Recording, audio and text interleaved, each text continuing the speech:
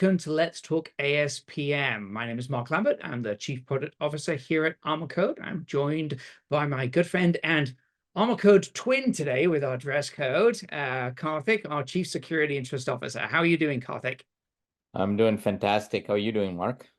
Never better. Thank you very much. So today it's the topic of the hour. It's AI, and we've been talking a lot about AI recently on this podcast and with ArmorCode, because next week at RSA we're going to be announcing the GA of our AI-powered correlation, fusing data from across different source tools. But that's not the topic for today. Today we're going to talk about how can you embrace AI and do it in a way where you're managing your risk. So, you know, when we think about bringing on board disruptive technologies, cloud, containers, open source technology, as an organization, we have to make sure it doesn't represent risk. And Karthik, you've done this in your prior lives at Kroger and AT&T. So talk to me about, like, how as a leader do you bring on a technology like this and control the risk associated with it? Yeah, so I mean, glad that you asked, Mark. I think we're talking about AI being the current disruptive technology. A lot of the large enterprises, or maybe even medium, small enterprises, are in the process of embracing it, right? So I think, you know, the mindset from a security perspective is shifting away from saying no or not allow it to be able to say, you know, how do I make better at with this new capability for the business, right? I think the first and foremost is having the conversation with the business, having the conversation with the users of those new disruptive technologies vis-a-vis AI in this case, and understand the use cases, understand the extent that they're trying to use it, right? And try to see how we're going to be able to go ahead and secure AI, right? When you talk about AI, there are three aspects to it, right? Like, you know, when the use case is in use of AI capabilities, we need to be able to secure them, probably looking at, you know, how do you monitor, how do you make sure those use cases are the ones that are within the guardrails of what is expected to behave, right? That's one component. The second component is, you know, more than that, I would say any security organization or even a security practitioner should start to embrace AI, right? Because it has got a world of possibilities, right? You can possibly bring AI into your ASPM type capabilities. We're talking about ASPM here, right? How do you manage your application security posture as well as vulnerabilities associated with it? Yeah. But again, keep in mind, you know, what are the things that you're looking for? What are the use cases? What, you know, and do your threat modeling, right? Like, you know, it's no different, right? If you're bringing in AI, what is your threat modeling scenarios for bringing in AI to your use cases?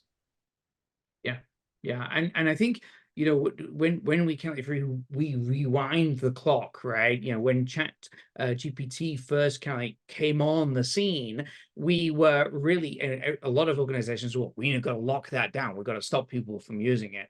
And the reality is, it's such a powerful tool, especially for software developers to get going, that we just need to put the guardrails and the controls in place. So, you know, there's an emergence of, you know, technology that we're seeing, like more scanners, right? So we got scanners for SAST and DAST and CSPM, or cloud and container security.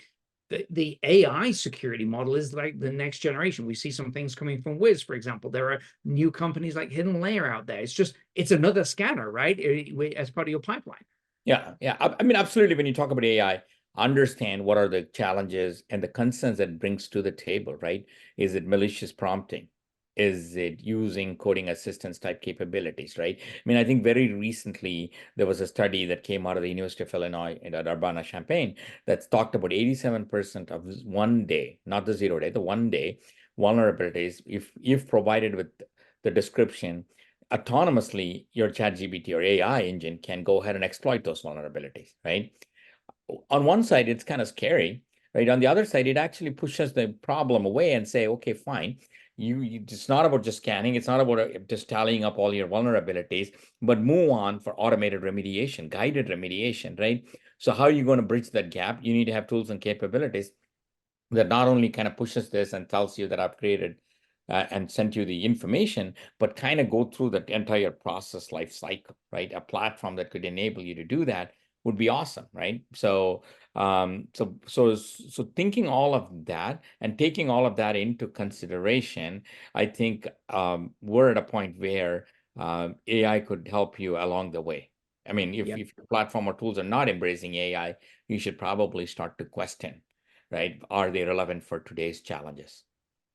Yeah, yeah, and there's a lot of use of AI in the industry, and kind of like maybe a little bit of a we're in a little bit of a hype of this right now, but I think what's going to be happening over the next 12 months, and we've started already seeing it over the last year, is like a reality check. Okay, let's turn this into something useful, and I think you just brought up a really good point that the time to exploit now has just dropped through the floor, because if an AI can figure it out, that weaponizes the vulnerability and puts it in the hands of those that are going to use that for bad purposes. We should be able to do the same thing on the defensive side. Say, hey, how can I protect against this? And being able to do it in such a very rich and quick way before we even have to update our scanners and the analysis. No, you just give me some real-time feedback to say, okay, how can I protect against this? And then I can go down kind of like into the deeper depths. Now, obviously, RSA is just around the corner, literally next week. We're going to be talking about, as I said earlier, our data fusion and how we're using AI for correlation. We're also going to be talking about some of the other things we have planned for later this year.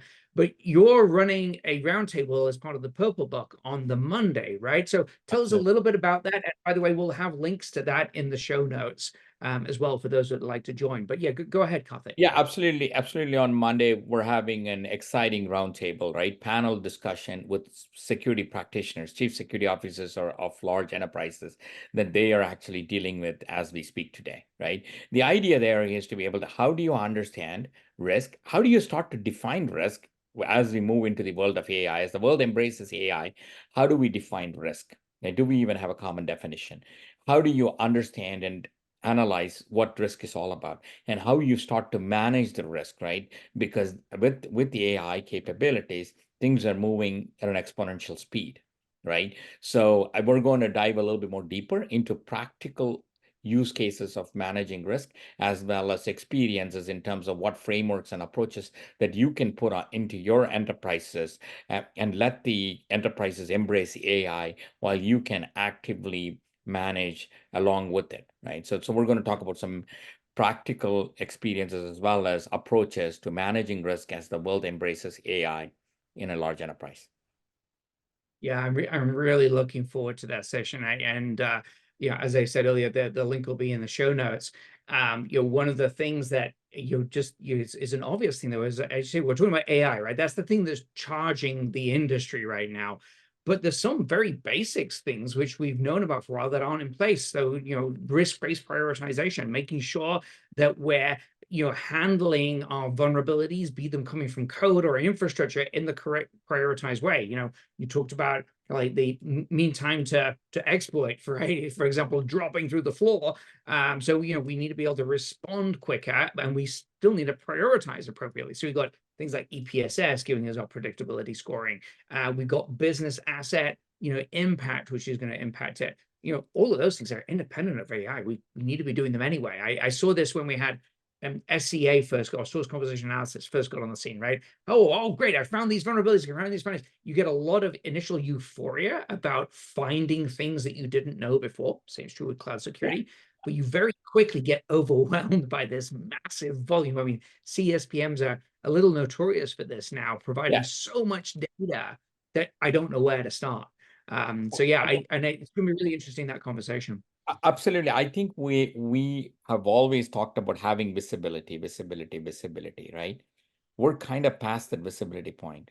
Everybody's got visibility. Every organization's got visibility. Now, what are you going to do about that visible exposures, as well as threats, as well as your vulnerabilities that you have, right? So I think, your assessment tools and your scanners have already provided that. Can you fine tune them? Yeah, sure, you could, right? But we're moving down the path of like, now what am I going to do about the visibility? How am I going to remediate and fix, right?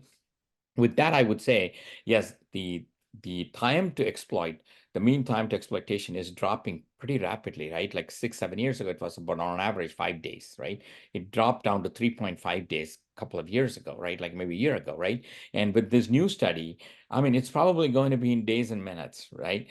This is just the general average median numbers, right? Like, there could be one that may be sooner, one could be later, but let's just leave that outside, right? So when that is going to happen, every organization is compelled now to be able to equip with capabilities that they can go ahead and remediate as quickly as possible, right? So think of it, right? We talk about 7 days to fix your, I guess a 0 day or whatever it is, or criticals could be 7 days, and high could be 30, and the mediums could be 60. That gap has got to shrink quite a bit, right? In order for you to be able to shrink that gap, you need to be able to move quickly from visibility into remediation. What is the magic thing? You're not going to remediate every single one, right? That's a large end of the funnel, right? So you need to have risk prioritization. And are you smart enough to be able to get the risk prioritization in the right way, right? And that's where I think, AI related or correlated capabilities would helps you, get past that, large volume problem, right? So. Yeah, and actually, it's going to be it's going to be one of the key topics for next week, right? How can we help organizations move forward faster so that in the most effective way? I mean, I think one of the things I discussed this in a podcast with Raj a couple of weeks ago was like, Tanya in his podcast with her references our responsibility as practitioners to mitigate risk in the most effective way possible, and that means risk-based prioritization. It means focused activities, making sure that the team are fixing the things with the largest amount of debt that represent the largest amount of risk. And, that's what you need, frankly, an ASPM platform to start bringing all of this together. But Absolutely. I'm really looking forward to the next week, looking forward to kind of hanging out face to face again. I'm sure we'll be in matching attire at least one point during that session. With that being said, thank you very much for the time, Karthik. Everybody click like, subscribe. Also check out the show notes for links to that session, which Karthik will be running. Looking forward to it. Have a safe flight to San Francisco, Karthik. Absolutely. Looking forward to some exciting times. Thank you, Mark. Take care.